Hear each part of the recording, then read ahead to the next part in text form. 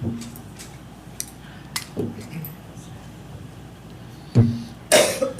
morning. It's Tuesday, May 7th, 11 a.m. This is a meeting of the Public Safety Committee. All members are present. I'd like to call the meeting to order.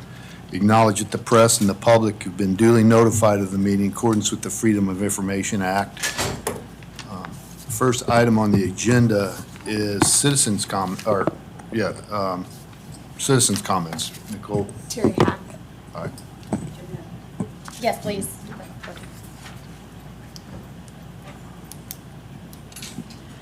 Good morning. My name is Terry Hack, and as of yesterday, my address is Wild Dunes Resort, 5757 Palm Boulevard, for now. I'm delighted to say I've accepted the managing director position at the resort. Thank you for your continued work on this complicated noise ordinance. Today, I speak on behalf of the owners of Wild Dunes Resort and, of course now, the operator, Hyatt.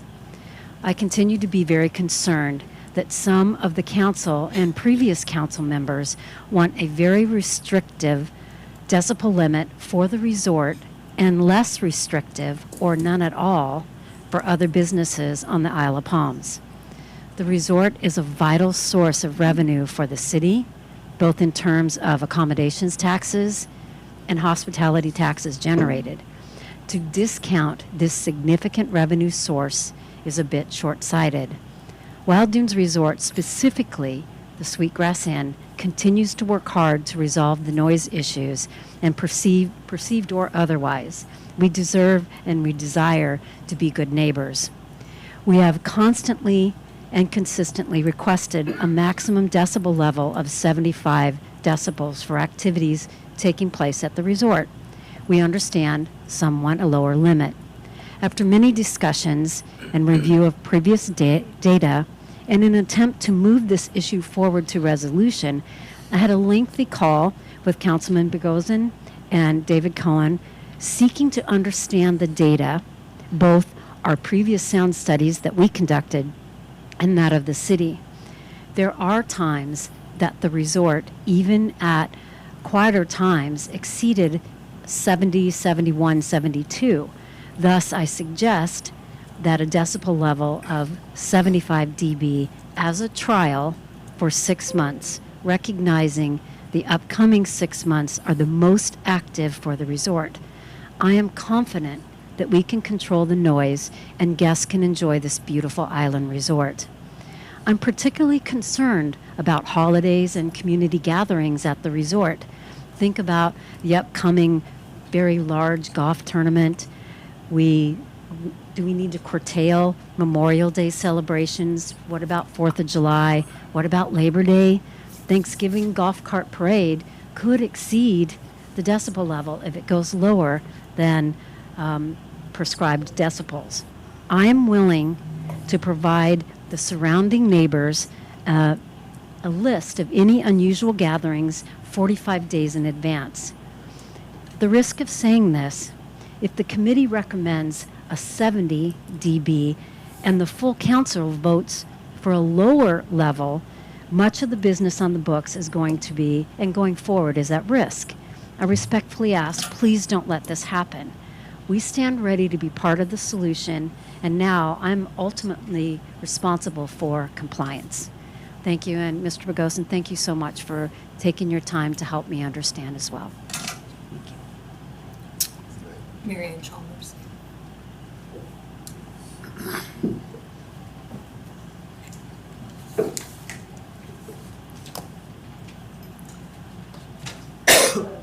My name is Marianne Chalmers, and I live at 2404 Palm Boulevard, and I thank you for letting me speak today and follow up the comments that I made at City Council meeting. Ms. Chalmers, if you could speak louder, we're having a lot of people on live stream and we can barely hear you. Oh, okay. Is that better? Yes, please. Sorry, Thank I don't you. think I had it. I'm following up the comments I made at City Council regarding the coyote attack on my dog. As I mentioned before, my dog was attacked in my backyard on March 20th.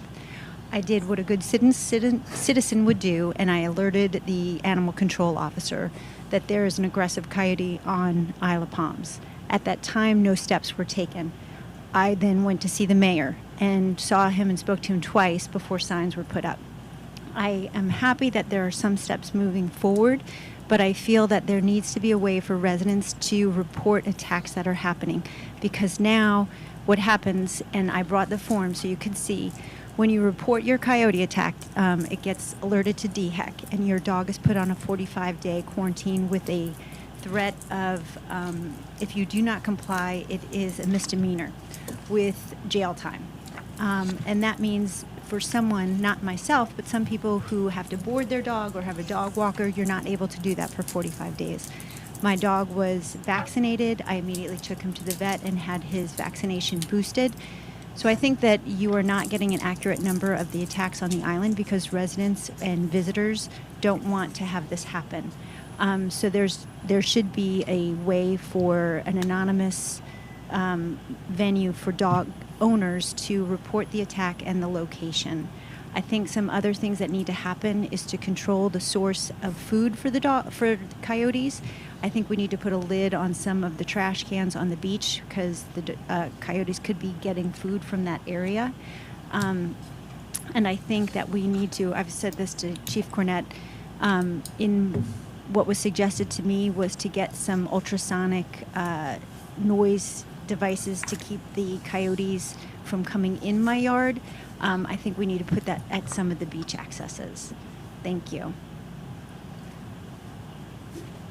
Those are the only two that signed up. Okay.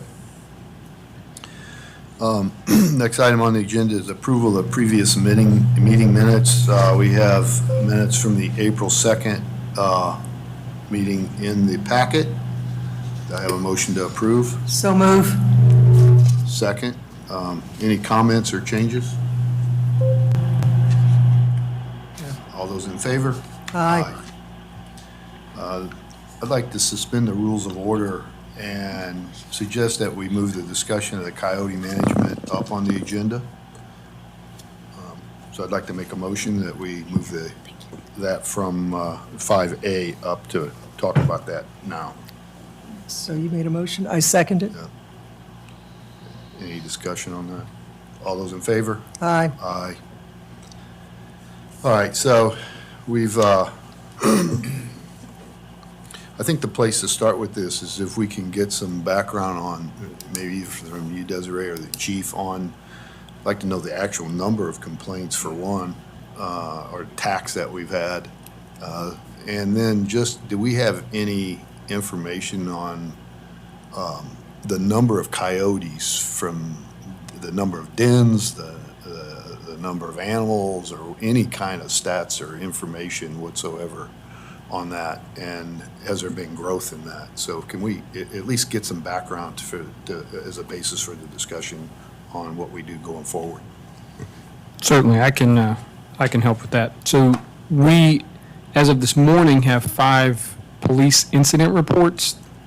We're trying to document attacks on incident reports now. However, we are aware of more than that, probably about 6 to 7 coyote attacks this year, and that number is higher than what we've seen in previous years. As far as how many coyotes are on the island, we don't have a count for that. That's a very difficult number to come across. What we are doing, currently they're out there right this moment flying our drone to see if we can spot dens and locations. We'll do it again in the hours where it's dark so that we can use the thermal imaging to kind of see if we can use heat sensing equipment to see where they might be. Night's a little more complicated because they start to maneuver a little bit more at night. Some of the things that we have done thus far is we've got the drone taking place or out there now. I personally spoke with the director of the South Carolina Department of Natural Resources. When I was at a meeting in Columbia, I stopped and spoke with Director Boyles myself and asked him about information I'd heard where they had hunted or we were preventing them from hunting coyotes on the beach, and he said that is not true.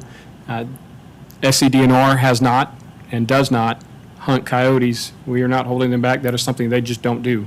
The risk is too high for them to do that type of action. His recommendation was to do trapping, but then I also followed up and gathered information from a South Carolina Department of Natural Resources wildlife biologist and asked other questions that I had seen or her that had come up. I know there was a question about putting food out to sterilize coyotes, and the biologist was quick to tell me that it is a violation of U.S. and South Carolina law to use any toxicants, and that includes sterilization. In South Carolina, we cannot do that. His only recommended way for sterilization of coyotes was to trap and spay or neuter. We do not do that. We deploy traps and euthanize coyotes that are trapped. We do not relocate coyotes. They are euthanized. They are not originally from South Carolina. They were brought here decades ago, and they were brought to help hunters with hunting deer. And they are an invasive species that has made its way onto all over our state and over much of the United States. So after I checked with them, we had discussions about hunting. And you have to follow all South Carolina Department of Natural Resources hunting laws. And the risk for us to hunt coyotes out on the beach is very high. Even with traps, there is a risk associated with it. If we were to trap or hurt somebody's pet, pets are very personal to us. We understand why people are very concerned about this. Pets are part of our family. They are for us too. We have dogs, we have cats, we have a ferret, and that they're our family. And we would be devastated if something happened to them, and I know my kids would be devastated if they saw something happen to them. So we understand why everybody's upset. What I'm just pointing out is that there is a risk associated with trapping alone. There's also risk associated with hunting, because it's not just animals at that point. If you miss and you injure a person in any capacity, then we are liable for that, and that is why we do not recommend hunting. What we have done is deploy traps based on where we have incidents for sightings and attacks. We will use the drone information that we gather to maneuver traps. Coyotes are very intelligent animals. While they're scavengers and they'll eat anything to provide for their family, they're smart, and they can kind of figure out where these traps are, and they'll kind of avoid those areas. We've seen them shift to the dunes. Over the last few years, I think we've got an increase in coyotes that are in our dunes, mostly because we've got a lot of houses and a lot of development in the areas where there used to be woods. And so they're going to move to a location to be away from people in an area that they are going to have plenty of prey that they can get. The problem with that is when they move to that area, the prey says they don't want to be there either, and so they move out. In this time of year, we have mating that starts probably in January, February time. And then when they start to have pups, they go out and they're trying to get food. And that's why we're seeing an increase. We see an increase each year. Again, this year is definitely higher than what we've seen in previous years since I have been here. So we've deployed traps. We've put signs out on those beach access paths where we know that we've had sightings, so that we could kind of try to mitigate our traps and put them in the area where we might be able to catch them. We're using the drone, and we have switched to, we used to just track all coyote information on a spreadsheet, and those were sightings, those were attacks, and we wanted to move to a more formal tracking for attacks. We'll still keep our spreadsheet that'll keep track of all sightings and attacks, but we're asking anybody that has a coyote attack to call us and have a police report done. A police report is different than just a, hey, we had this happen. It's we get your information, we get the information of the incident, we put it on an actual police report. The thing with that is what I want to make sure everybody knows is we don't have a lot of follow-up with that. We cannot go investigate a coyote and put them in jail. We do investigate and try to figure out where they're at and do our best to catch them, but it's not necessarily something that we have a criminal investigation open for. What we would recommend, based on the South Carolina Department of Natural Resource Coyote booklet that was outlined in or included in your packet, we would recommend that fences are put in place. They use fences, and when you build a fence, a coyote can climb a fence. So if you put PVC piping around the top of it that spins, you reduce the likelihood of them coming over that fence. Avoid feeding small animals. I think this was kind of mentioned earlier. If you put things out in your yard to attract raccoons or to attract other coyotes, those are prey that coyotes are typically going to go after. So they're going to go after the source of food. So if we can avoid putting that out during this time of year, we can reduce these encounters as well. Keep pets on leashes and in eyesight. And I do know we've had incidents where somebody's pet was on a leash when a coyote came out. And we want you to report those things. So none of these are going to stop it, but these are things that we can do to reduce. Also reporting sightings to us through our communication specialists and reporting attacks to us so that we can do a police report. I definitely agree with Ms. Chalmers' advice about the lids on the trash can. I know that might hamper our collection, but we do see people throw food in there. And as I said, coyotes are scavengers. They're going to go where the food is and they're going to knock that over. And that would put people at risk if a kid goes over to throw something away and there's a coyote in the area who's coming after food. We start to have an issue there. And there are these things, frightening devices. I would caution people about getting too comfortable with these. They're great for a short term, but as I said, coyotes are smart and they can maneuver around and they watch their area that they're in. And if they see this over time in the same spot, then it will they will become numb to it. It won't matter. But this is just a little device you put out that flashes. It makes it look like something's there. When it's dark and they see movement, it'll flash red and blue. You can get some of these that do noises. You can get some that look like this little device right here that just looks like eyes at night. But again, you have to move these around, and they are a short-term solution. They are not a long-term solution. And we are open. We're still talking with DNR to see what else we can do, what other approaches we can take to try to resolve this issue or to get coyotes. I mean, ideally, we would want them out of the dunes. We'd want them off the island. But it's easier said than done. It's something that's going to take a lot of work and a long time, not something that'll happen just overnight or over the next few weeks. But we are working on it, and any ideas that we hear, if we get feedback from residents about new ideas, I'm checking with our sources to see if it's something we can do. Like I said, as soon as I heard about sterilization, we reached out and asked, and we got to know. And I don't like their other method of neutering and spaying, so because that's contrary. Like I said, we trap and we euthanize. Here's some background. You hear that? Is that from a microphone? That's what we I didn't know moved if this it was one. maybe that one, if we turned that off. Okay. All right. Any comments, questions for the chief? I had a couple of questions.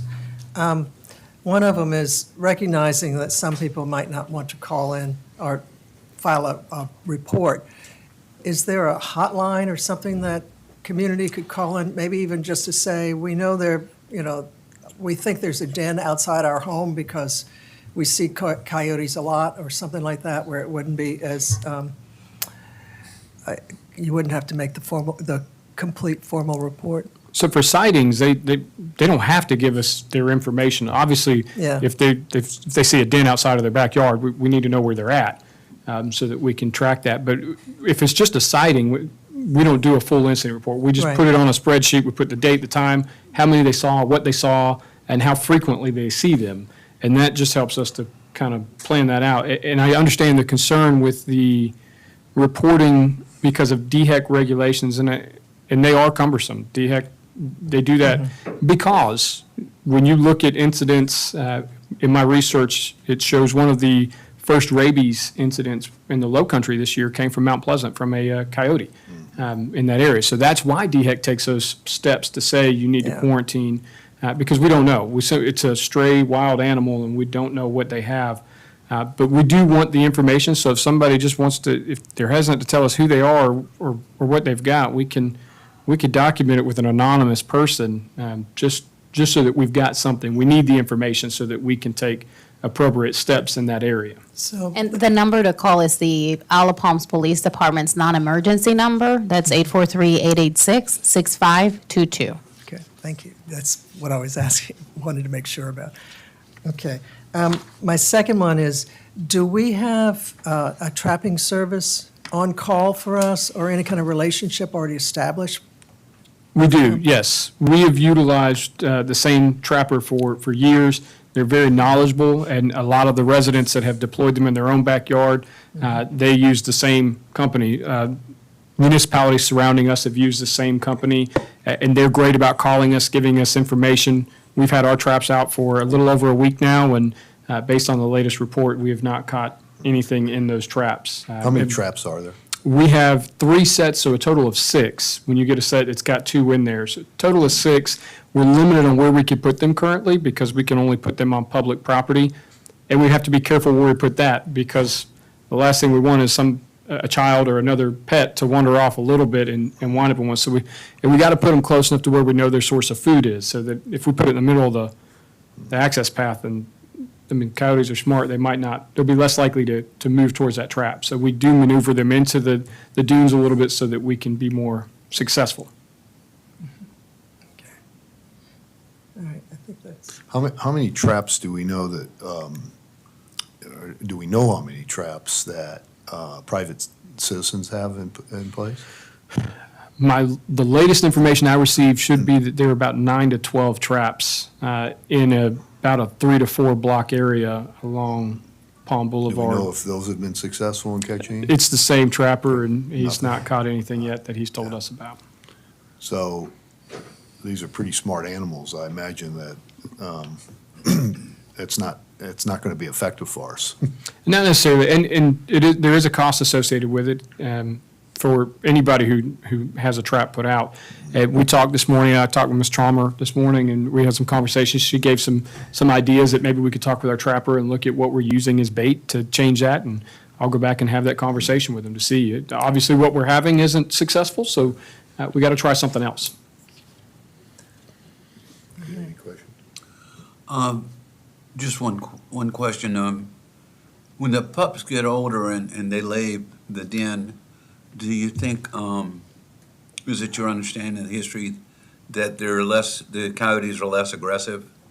Yes, sir. And like later on, when would you expect that hopefully to start? So they will typically start to go out as families throughout midsummer is when you really see it drop. But we typically in years previous have seen around the May mark, the middle of May, end of May, beginning of June, that starts to wane off a little bit. But according to DNR, they're saying through midsummer is when they would see it. And these animals are migratory. We do know we've had sightings where when tide is low enough, they've seen them out in the marshland crossing towards Mount Pleasant. We've seen them coming across the bridges on the connector and across the Hunley Bridge. So they do move around. They don't just stay here on our island, but they're here right now. We know that.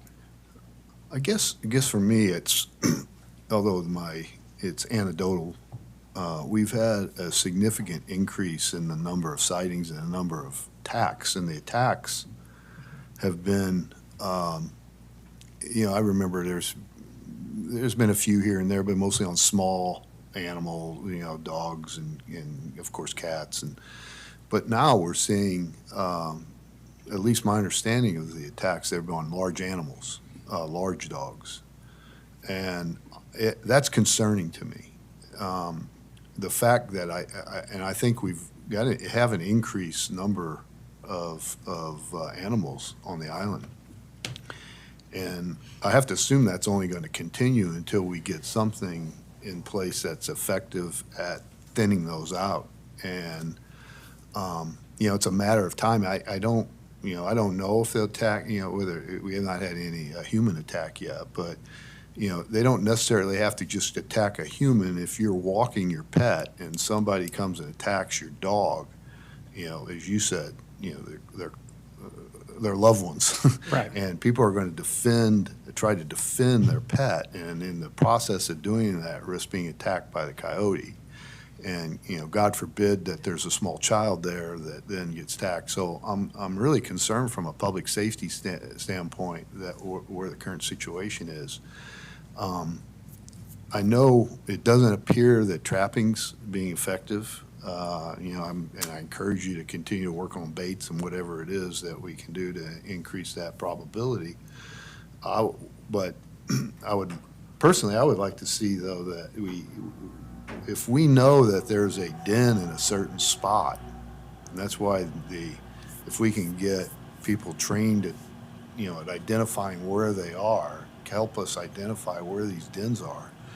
And then even if it's on someone's private property, if we can get their approval that we go on their property to put the traps in place, if there's waivers or whatever else need to be done, we ought to be doing that, it seems like, as to increase our probability of success, because just randomly putting out traps, I know it's more scientific than that, but that may be why we're not successful in it. I think we've got to be very pinpoint where we need to go, and if that's private property, let's get the approvals from the property owners to go do it with the best technology, the best trappers, the best whatever to make sure we're successful in getting it.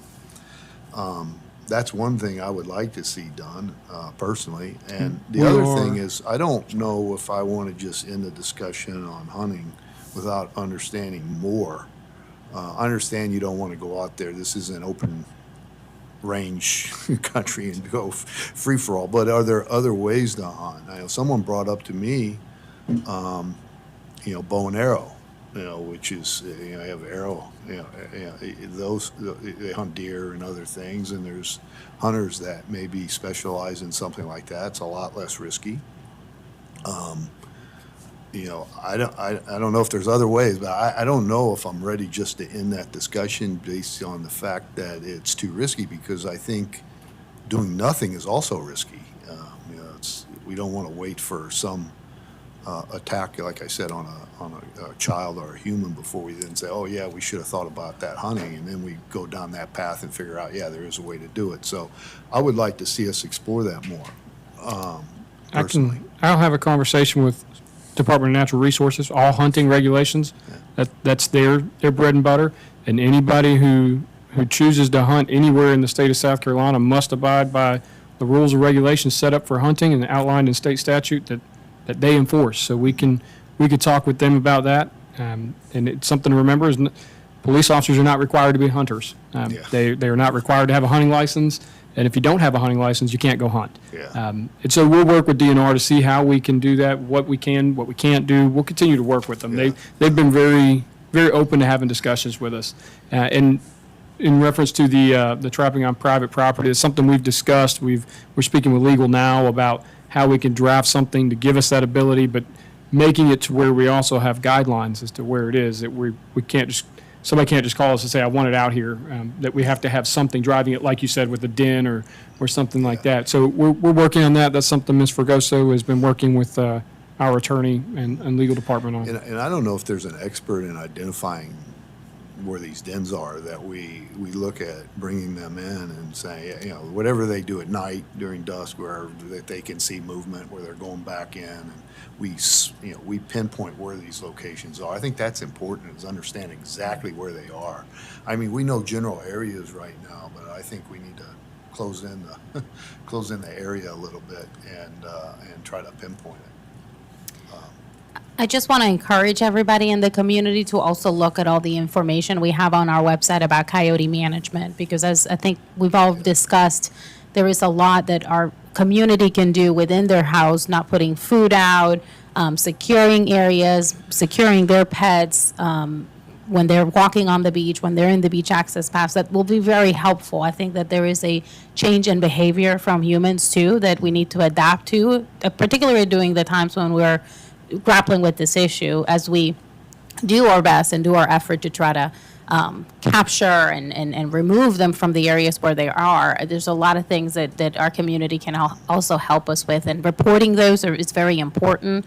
That helps narrow down the locations where traps are placed. So any information, don't hesitate to call the non-emergency number 6522 and report that, 'cause it is very very helpful for us. Can we also put out just through Chandra or somebody, a list of the key items that we'd want to focus on? No food, close your trash cans, whatever it is, and just as a reminder to people. Yeah. But part of my concern also is we have a lot of visitors coming to the island now that don't see access to that and bring pets and could be walking down a beach path, not understanding all this because they just came to the island for a week. And so that's also concerning, and I think why we need to be diligent at these other efforts to help mitigate the number of coyotes that we have. Yeah, and that's part of the reason why we've been putting dedicated signage along the beach access paths, just so people, see it and become aware. Oh, I need to be careful. I need to maybe avoid going at night, and do the things that maybe would mitigate them becoming a victim of an attack, or their dogs becoming a victim. Do we think that we can have some of these other potential items and even maybe have, I don't know, someone from DNR come to the workshop next week for council to kind of at least have a discussion about what further action we can take? Yeah, we can certainly ask our folks at DNR that we've been discussing this issue with. I do have a draft of the liability waiver that our legal team has put together for us to consider. When the city approved the coyote management plan back in 2018, it was an intentional decision to not pursue that option and really encourage individual property owners to place traps if they believe that their property has a den or has seen some coyotes, just because of the risk that this would, fall on the city if we're starting to place traps in private property. But again, we're challenging ourselves to look at every option and understand the risk and present that to council, and we can make a determination. So while we have the avenue to do it, I don't think that it absolves the city of every risk just by having the authority or the approval of the property owner. I think that just like we have today, property owners can also place traps along their property. Those beachfront homes, their property line extends all the way to mean high water, and around the middle section of the island between 20th and 41st, a lot of that area is it's growing and it's developing, and we have a lot of bushy areas, trees, and we know that those are the areas where they're probably congregating. But it becomes a challenge for us to gain access, and frankly, just the risk of a child or their own pet becoming trapped in one of those. One of those traps. It's really a possibility and something we need to consider. So we'll present that to you all next Tuesday and see if council wants to shift our policy and where we place our traps. But that is our biggest challenge, just because of the limited space, limited public space where we know these animals are hanging out. I think one thing we could do right now, too, is we could put up signs that say coyote trap in the area, because I don't think the coyotes can read yet, can they? So at least we might be able to use that to alert humans. Sure. I think the concern would be other animals that maybe Yeah. escape their house or their yard, or they run farther than what they should when they're off leash on the beach. Right now, we have off leash hours in the morning. Which is the worst time. Which is, yes. Yeah, but pet owners can see the signs when they're supposedly out with the animal. I don't think we want our pets out by themselves unless by accident they get out. Correct. So maybe, I don't know, if you have a trap sign, signs that you can put out when you put the traps out. It's something that I wouldn't have thought of beforehand, but it certainly would help in this case. And another thing that we wanted to inform, so we do not have a dedicated budget for the trapping this year. A few years ago, because it was unsuccessful, the city decided to stop trapping. The cost of these traps, it's about $1,700 every 2 months, and that's for each. Every 2 weeks. Every 2 weeks. I'm sorry. Every 2 weeks. Yes, ma'am. So it is $3,400 a month. correct For what we have right now. for the 3 sets that we have today. Well, this is why we have to do something different, though. I mean, I think Einstein said the definition of insanity is continue to do the same thing, expect a different result, and that's kind of what we're doing right here, is we keep putting traps out thinking that something's going to change, but we don't catch coyotes. And We're so just limited. we have to continue to try to change, either be more pinpoint on where they are and how we place them, different baits, but we just can't keep putting them out there with the same bait in the same places and expect to just randomly catch one. I think they're from what I read on it, they're pretty, as you said, Chief, they're pretty smart animals. And the more you try to trap them, the more they learn, and the harder it is to trap them. And so I think we just have to really get outside the box here and think about something different in the name of public safety. And that includes, more traps in strategic locations, different baits, how we can hunt them, and thin the herd out. But just get outside the box here, and try to make a difference. So we can bring that to workshop, I think, with some additional ideas, and I think it would be helpful to have maybe an expert of some sort to kind of help answer council's questions on it on Tuesday. There's only 2 that we really use for coyotes. Yeah. So we'll reach out and see if they're available. I can't guarantee they will be, but we'll certainly reach out and ask. they've come out here before for us, so there's no reason they wouldn't, as long as they've got the availability. And I think just keeping in mind, we'll keep looking at what options are available, but a lot of what we are doing is really regulated by state law. It's sort of outside of our control in some instances. So I think that just keeping that in mind, that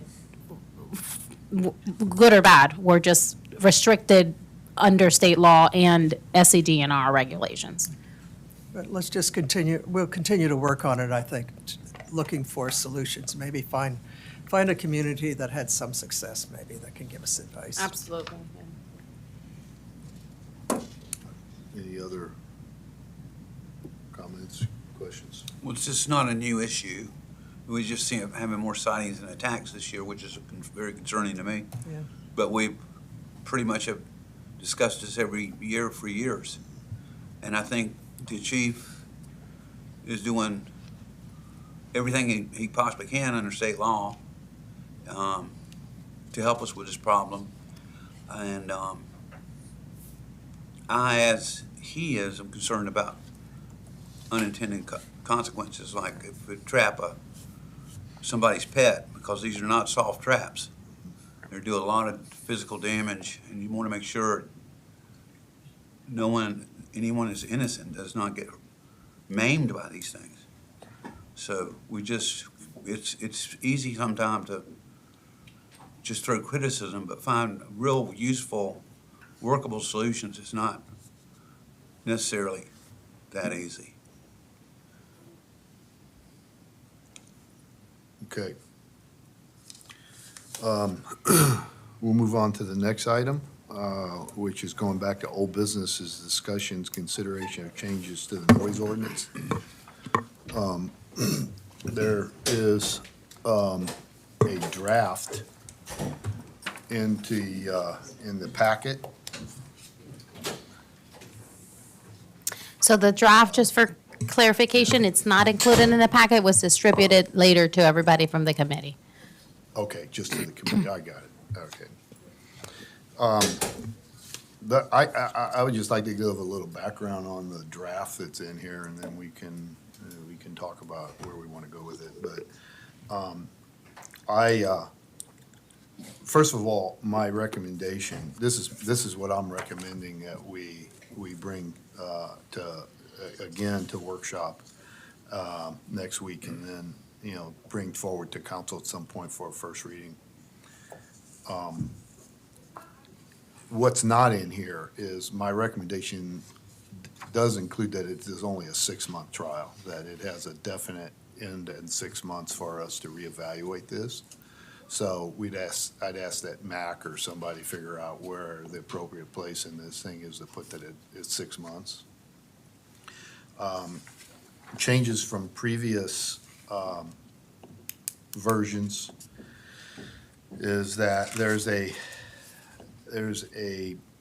place on under the sound level meter definitions that we identify specifically that slow response time is used as a measurement for this, and I don't want to get too technical, and David Cohen's there, that if you want to get technical, can get way down in the weeds with this thing, but there are differences in you take a reading, it's taking millisecond readings, and that's fast, so it's taking a whole lot more readings during the period, or slow is taking a lot less readings. And slow tends to be a decibel, or a couple decibels at least lower than what the fast is. And I'm recommending we use the slow reading, and then that there's an average over the 30 seconds. So when it's averaging, it's taking the slow readings. Where would that be cited? It's on page, well, the page numbers aren't in there. It's under section, Under sound management? under sound measurement. Slow response time, it's Yeah. in there now. Yeah, it's in there Okay. now. Oh, okay, Yeah. okay.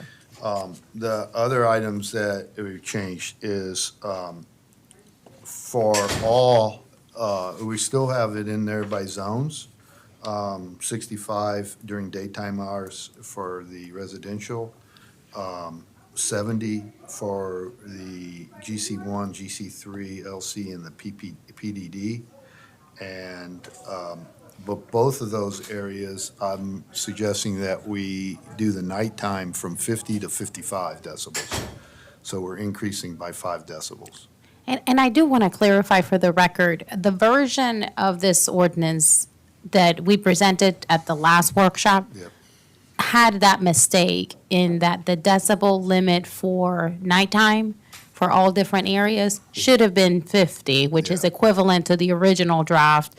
I think that with all these red lines and trying to, move it away from uses into a zoning district, that got, squared away during that process. So that was my mistake, and I just want to apologize for any confusion that may Yeah. have generated. But this version that you were working on has that corrected, so it That's should be right. 50. Yeah, but I'm suggesting it go to 55. Correct. From 50. And the reason that I were making that recommendation is that after some discussions, the original Planning Commission version had 55 and then reduced it to 50 for noise and voice. And what I'm suggesting is we just go back to the Planning Commission of 55 for that. I And agree there's some with other that. reasons why, but I mean, I think that's a reasonable level. And then for GC2, I'm suggesting that the nighttime be also raised to 55, but through the daytime, we have this parameter of around excessive noise in there still, and that, and during the 6-month period, we, city, install some noise monitors down on Front Beach to understand exactly, what the noise levels are coming there, so that in 6 months, if we want to put hard numbers in, we have more data. I think one thing for the hotel, we have data, and Ms. Hack and I met, and we reviewed those, and I think went through them in detail, and that's kind of the basis that she made her comments on, but that we should have that same kind of data, I think, for Front Beach as well, and so I would suggest we put that in there. Other than that, I just made a change around mufflers and took it out of something that's prohibited and reverse it, saying, as long as it's in compliance with this city code, that's fine. Other than that, I did not make any changes. Again, I've been asked why we're doing this. And I think the whereas statements in this thing sum up kind of why we're doing it. And I think, so you can read those and determine for yourself, I think, why we're doing it. But I think, we've been asked to put something in that's more objective. I think this does it. I think it's a reasonable place for us to set the limits. And it's also safeguarded by the fact that it's a 6-month trial, and that it ends in 6 months. Council has to redo it and relook at it and revote on it in 6 months. So technically, it would be 4 months, because if there's a desire to have any of these changes implemented before the 6-month period expires, we'd have to start that process a little bit earlier. Or we would have a lag time between the 6-month ordinance reverting back to the old ordinance before we change it. So Yeah. procedurally, just keep that in mind. That's correct. We need to make sure that we cover the peak season in doing our measuring this time. Because the measurements we've been taking have been generally off-peak, off-season. So I think however long that takes, that's what we live with. Yeah, the 6 months would take us to November, so I think we Okay. would be in good Okay. shape there. That's good. All right. I have a couple of Sure. things. First of all, in the minutes from the previous meeting, I had asked that we specify that the sound be defined as speech and amplified sound, and that was taken out. I asked that it be put back. So it's not in the version that I'm looking at that I picked up offline. So if you look at the red lines under that section C, maximum decibel level, Yeah. in blue, you can see that we added it to the last version we presented to council. But I think Councilmember yeah. Bogosian's I- version removed it. Yeah. I did, and after discussion with, again, David, I think that causes more confusion for, and the chief, I think, had mentioned last time, to try and to determine that. I think it's easier for an officer to go out and measure, they're only going to be measuring it if there's a complaint of noise or music. And so it's easier for them to go out and just take a measurement as opposed to trying to determine all that. So I mean, that's why. I reverted back to the original because I think we were getting confusion from the community, thinking that the cicadas or the surf or, all those other things going on, somebody's faulty air conditioner might be something that all we really are interested in is the loud noise from parties, people speaking, or amplified music, I think. So, I mean, I'd like to hear what you have to say about that, Chief. Majority of the complaints do deal with, all the complaints deal with people yelling, talking, or music. We've only had one or two complaints I'm aware of from anything other than that, and those were related to yard work tools. So. Which are allowed. So I think for the benefit of the community, the public understanding, if we put it in as speech and amplified music, I think was amplified speech and amplified sound. We can have amplified sound in there from that. The only thing I would catch with that would be a little bit different would be if you have a large group in a backyard that's there for a bachelor party or bachelorette party, and they're clapping really loudly or banging things around playing games, then that would, if you do speech and music, then that would not be a violation. So if they're just tossing and playing, I can't think of the game. Cornhole, thank you. If they're playing cornhole, cornhole is a fun game that can be very loud. And at 2 a.m, if they're not speaking or playing music and they're playing cornhole, that would still be disruptive to a neighbor. And if you specify speech and music, then you've kind of You're limited to that. limited that. I agree. I mean, I think that the greater flexibility that we provide to you all, to the police department to address complaints, even though we know that the majority of those complaints are generated by music or speakers and speech, there could be instances, and I think in that situation, in that example, they would be hampered in their ability to address it. Okay. We have had people come and address us that thought that we were regulating the cicadas and the ocean as part of this. So do we need to put something in there to say, background noise or something like that? Well, I think, if somebody calls complaining about cicada noise, There's nothing, we call nothing. that an act of God, and there's nothing that we could do to change. It's like a tornado that comes through. If we did an incident report, it would be titled act of God. There's nothing that we could enforce on that. What we would do is, what we will train our folks to do if we get a decibel reading ordinance, our personnel would respond to an area close where the music is not loud to get a baseline reading first. So if we're out here when we've got the million cicadas that everybody says are coming this year, that we can get that noise level, and then we can compare it to the noise level where the noise is coming from, so that we kind of have a baseline for each. And you would do that specific to every call. That's how we would train our personnel, so that we do, because then you come to court and that gives you something to testify to. All right, as long as you're not, the community understands that is really, I'm not talking about how you're going to enforce it, but how the understanding of the community is on that. The other question that I had that needs a clarification on my part was, is any kind of loudspeakers now prohibited in our ordinance, or is it just on, I thought it was only in public spaces it's prohibited? Under we can. specific prohibitions, number 2, because there was a question posed to me about the fact that loudspeakers were prohibited. There is, it says. Amplified music. Okay, and I don't know where that was, so I wanted to make That's sure it's not in. It's not in our present one, not in our proposed version. Okay. I think what it is in our present, in our current ordinance The one Correct. that's currently active today, it prevents amplified music, That's correct, unless it's permitted under subsection E and not in F. this proposal. Okay, unless we issue a permit for it, is that what it is? Unless it's a city-sponsored event, Okay, yeah, any construction activity, or a public interest event. So those are the Okay. only ones that are currently allowed to use loudspeakers. okay.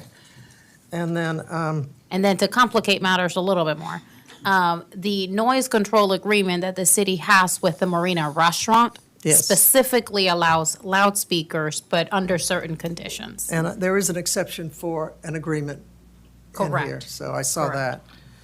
All right, under, which number is this? I guess it's G9. Are you, Councilmember Anderson, are you looking at the proposed one? Okay. The one I took off Yeah, the, that's the off of the proposed The one. internet. proposed one, okay. G9. There's so many versions of this one, I hope it Well, I is. wasn't sure if it was the one we're working on or our current noise ordinance. No, this is the one we're working on. Okay. Okay.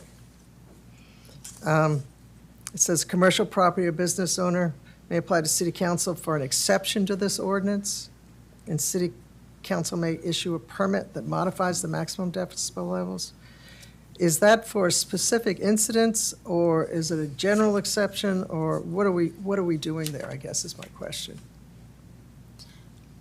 One of the earlier iterations of this proposed ordinance had a lot of detail associated with what this permit would allow and the conditions of the permit. And at some point during the last 2 years, either the committee or council decided to scratch all those out and just keep this general language. So I think we would need to address that. Right now, it just says a commercial property or business owner may apply to this council for an exemption. And the city may issue a permit that modifies the maximum levels as it deems reasonable in light of the circumstances to support public good infrastructure and resources of the city, including time and resources of law enforcement and code enforcement. I think the intent was a specific event, and you Specific. should put, maybe we clarify that for a specific event. Okay. Okay. Well, and I think that the event would need to be proven to be supportive of the public good, infrastructure, and resources of the city.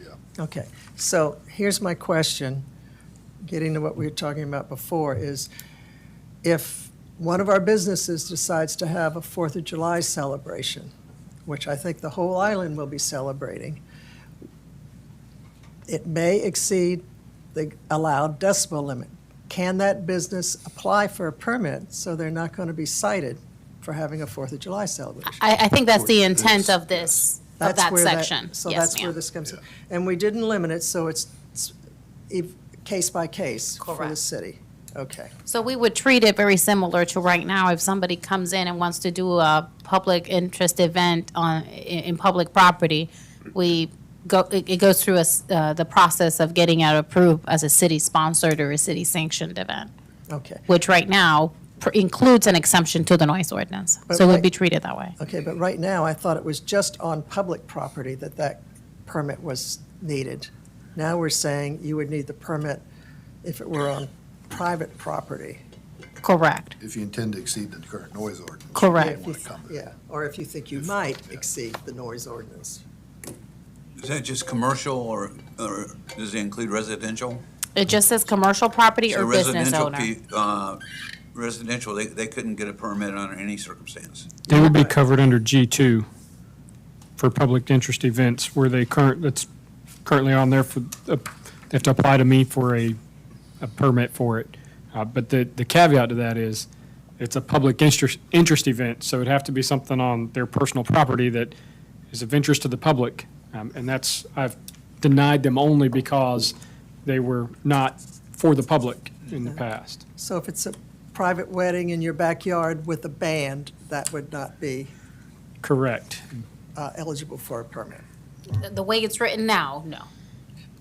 And in the current ordinance. it's Correct, not. same thing. Yes. Correct. Either, yeah, before, during, and after, yeah. Okay, but a commercial property could apply for a permit. That's really what I'm trying to make sure is in there. Yes, ma'am. Okay, that's what I want. All right, and the last thing is, we definitely need, I agree, we need a date in here of when this will expire if And if we'll we in- pass it. We'll include language that this ordinance will expire 6 months after ratification, and ratification would happen at second reading. Yeah, exactly. Make sure that we do, that forces us to come back and revisit it, and that, which is what I really want to have. Okay?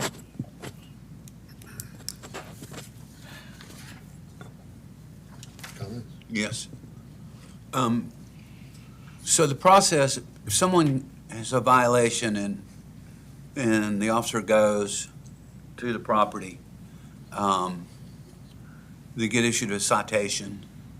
So they either like pay the fine or they decide to take it to court. Is that correct? That's correct, yes, sir. How many convictions have we had in the past year in court for a noise ordinance violation? I think we just pulled this up. Clerk of Court pulled it for somebody. I want to say there were 18 violations in that report that she pulled, and I believe 15 or 16 of them were convicted. One was null prost and one is still pending, if I remember correctly. Those numbers might be off a little bit, but it's somewhere in that window. But that's short-term rentals and residents. And altogether. businesses, yes, And sir. businesses, everything. Yes, sir. So 15 in the last year. I think so. It might actually be a It's little. not 100, it's not 150. 19, one pending, one null clauses, and one, they are receiving the days. So it's not 150. Correct. Yeah. I wouldn't want that. Is there going to be a motion on this, or? We can make a motion, but my suggestion is that we bring this to workshop and talk about it at workshop and make a decision about bringing it to the end of the month council meeting for a first reading. John, we don't make any decisions at workshops, right? We don't have No. votes? No. No, we don't. We just, We have votes in committee meetings and council meetings, Yeah. correct? Yep. So if somebody wants to make a motion that we send this to workshop for discussion as a recommendation to bring to, as a first reading, we can vote on it with the changes that we discussed. If that's the way we want to do it. Certainly can. Just quickly, I know Ms. Anderson had some comments. Are there any changes that you're proposing that we incorporate to this version that are not included today? well, the only change, I think, is the one that I, 6 months. well, yeah, the addition that you requested. And we the- have The that. 6-month limit. And the chief has convinced me that we do not need to specify speech and amplified sound back in, put that back in, because he would rather not have to. Okay, so the only change from the version you have in front of you would be 6 months. that it expires after 6 months. Yeah, the committee can make a recommendation to present this to the workshop and council for first reading. I make a motion that we approve this version with the recommended change to add 6-month limit on it, to bring the workshop for discussion as a recommendation for first reading of the ordinance. I second. So is the motion that you approve of the noise ordinance as presented? Is that the motion? With the change to add a limit of 6 months. So, any further discussion? There's only one more, and that is something that is the next steps on this, and that is that the next thing we do is look at the violations, but it's not part of this. Okay. Okay. All those in favor? Aye. All those opposed? Nay. Okay. So we'll bring this to workshop.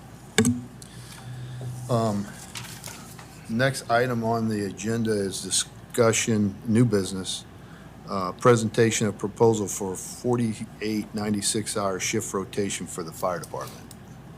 So I assume the chief's going to talk about this, but Yes, and I'm going to pull it up on my computer so that you can see it in your Yeah. screen, but it's included in your packet. Yeah. I think it's, we wanted to talk to you all about this idea of changing the shift, the operational shifts for the fire department. As you all know, recruitment and retention is one of our top priorities here in our community, in our the city. And Chief has spent some time evaluating this change, this potential change, and is recommending that we consider it. It is a change that would need to be approved by city council, even though it's technically an operational change. I would like to have this conversation with the community, with council, and really get your blessing. So Chief is going to walk us through what this would mean, challenges, potential unintended consequences, things that we would have to mitigate, and really the benefits of what this shift would do to our operations, to our resources. Thank you, Amy. And employee retention and satisfaction. So, Chief, do you want to take it from here? Sure, absolutely. Thank you. So this proposal, supports our fire department strategic plan, one of our main goals of retention and recruitment.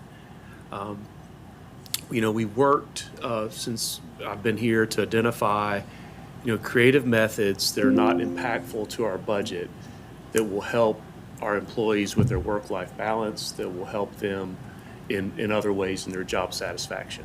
And Ms. Fregoso also, she also tasked us with that same directive because we know we have to deliver an elite level of customer service here. Our community expects it.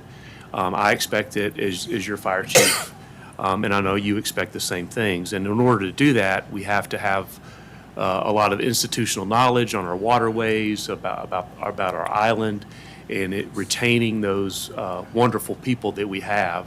It's a great way to do it. And we have to hire firefighters. We also have to hire people who are comfortable in the water, on a jet ski, on a boat, and also be a medical provider. So they're a multi-role asset. And as the labor market gets competitive and as the housing becomes a challenge, commute times increase, we want to get ahead of this. And one of these things is these opportunities is a 48-96 schedule. Currently, we do a 24-48, 1 day on, 2 days off.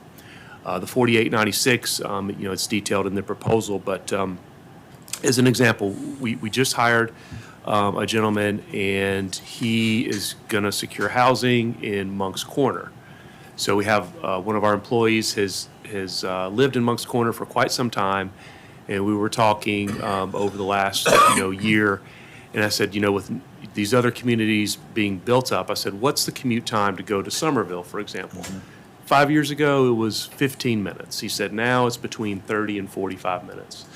And as people are driving in from places like Monk's Corner, they are passing, numerous departments, other choices.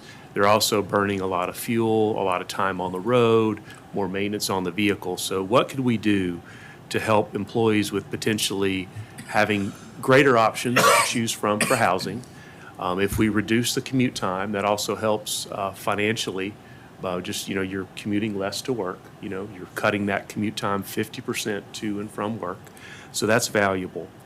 When I first got here in 2022, some of the first things as I met with our employees that they mentioned, they were like, "Hey, Chief, how about 48-96?" And I'm like, "Hey, I don't even know where my office is yet." So let's not get the cart before the horse. But they were very interested in it. And as time has gone on, over the last 2 years, other fire departments, Somerville, North Charleston, Johns Island, and St. Andrews have all embarked on the 48-96.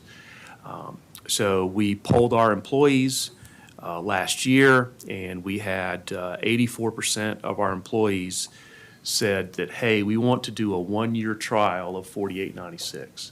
And as I've spoken to other departments, their leadership, any challenges or what have people liked, what have they not liked? Well, I said, okay, when I talk with our employees, I said, we'll require a supermajority, 67% or more, to embark on the 48-96 opportunity. And once we do it after 12 months, then we'll say, hey, we'll come back, vote again. We have to have 67% or more. And if we do, then we will continue. With the understanding that we have to meet all our operational needs, our training needs, that it's not impactful to the budget, that it can be sustained, that there are no adverse effects that are unintended consequences that present themselves. So after reviewing the data, looking at, and also included a really good comparative analysis in the packet from quite a few years ago about 48-96, work rest periods, those kinds of things. I think it's something that could really benefit our personnel, But we want to test it here because we are unique in the fact that we're very seasonal. If a firefighter is working on a Saturday and Sunday here at Isle of Palms in July, we all know what that can be. And so we've put some things in place where we can mitigate those concerns of the sleep deprivation. That was one of the biggest things. Me as fire chief, in our training, we would have to adjust those opportunities. We've talked with our training chief, and it's an easy adjustment. It's just something new. And we want our personnel, they've driven this, and we said we support it.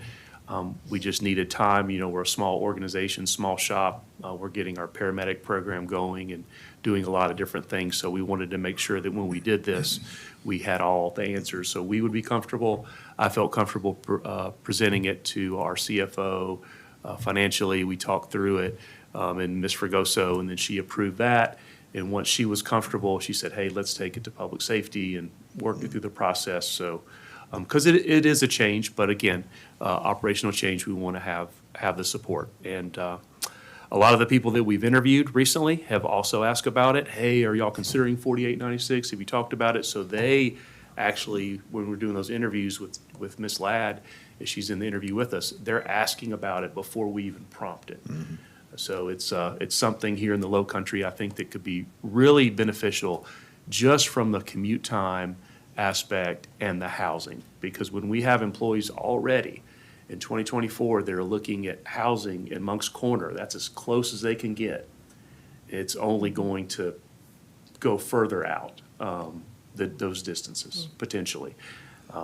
And we want our people to be able to own a home, to be vested in this area so we can retain them. How does it actually work? The 4896, that's 6 days, right? With the seventh Correct. day, so on a weekly, is it continually changing experience for them where they're home a different 4 days, or home, I guess, a different 2-3 days every week? Correct. Well, they're home more weekends. It cuts their weekends in half where they split a weekend. Like if on 2448, you'll work on a Saturday, but you'll be off on a Sunday. Well, 4896, what it does is it cuts that in half where you're home on that Saturday and Sunday more often.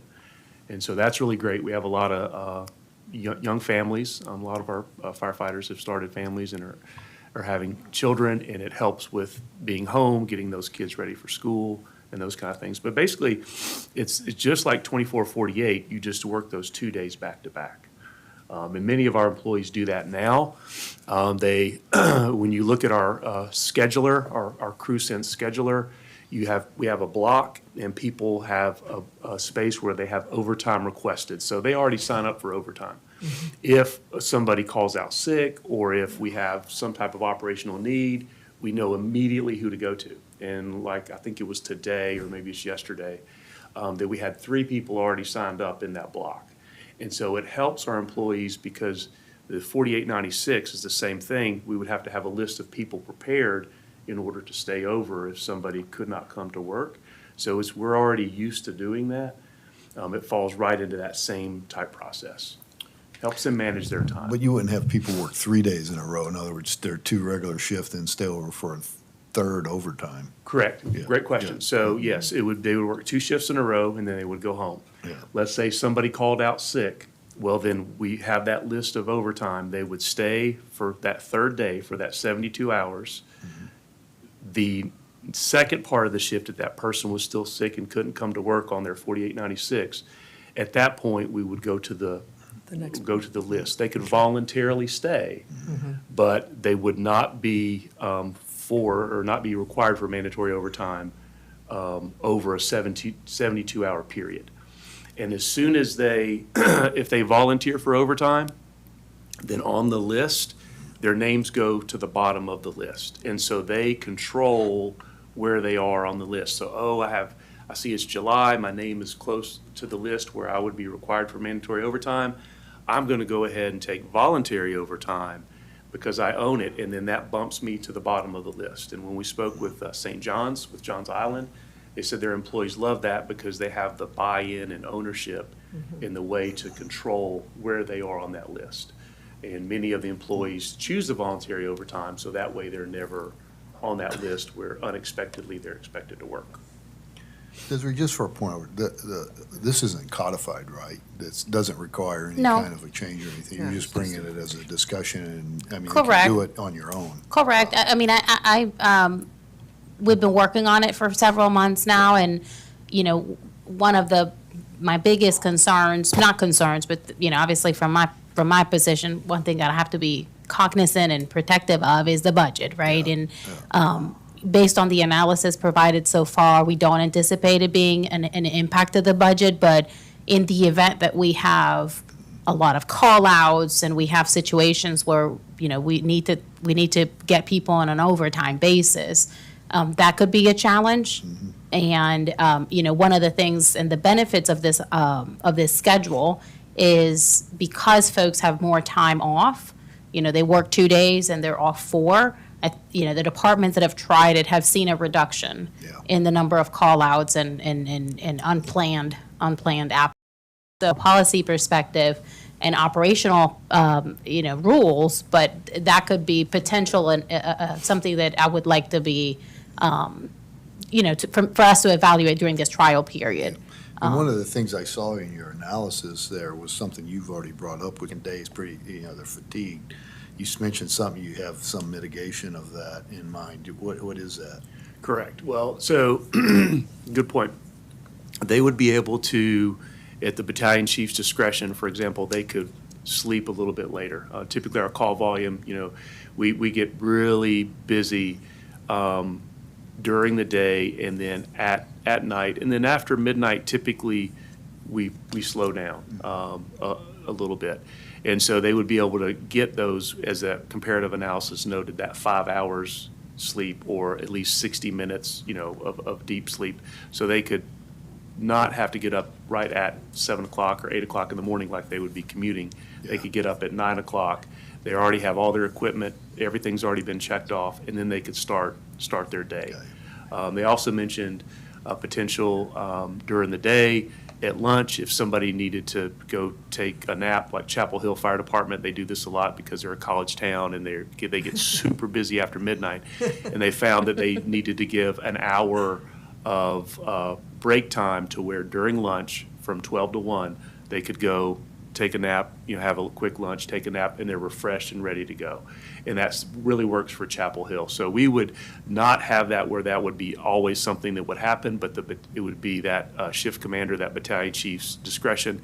Hey, we were just running all night long, responding to calls. Guys, this is what we're going to do. And everybody knows the expectation is we still have to train 2 hours every shift. That would not change. They're still responsible for doing physical fitness 1 hour every shift and all the daily duties operationally. But it would be, I believe, a little more productive from the fact that it's not like Groundhog Day, like every day you're turning over and it's like every day is a brand new day with checking off all this other equipment. We've got a lot of wear and tear on some of our equipment because we have to do it every day. I know it's good because I just checked it off right then. Also, as far as, if something happens on my shift and then you're coming on the shift next, I have to pass on all the information. Well, if we couldn't get to it, we could handle it the next day and without having to pass on the information that, hey, it was 5 o'clock or 7 o'clock at night and Miss Jones called, she needed help with her installing the smoke detector. I don't have to pass on the information to you. We can go do that first thing in the morning, right at 9 o'clock, and then it's not like, oh, wow, we had a scheduled training and we'll have to get to that, at 11 o'clock or 12 o'clock, and then she's not available because she has an appointment. So the little things like that I think will be beneficial. But again, to Ms. Fregoso's point, we want to give it the old college try. Our people really want to do it. I support it as fire chief. I think it could be insanely beneficial for us, but we won't know until we go through the process. Sounds like the right thing to try then.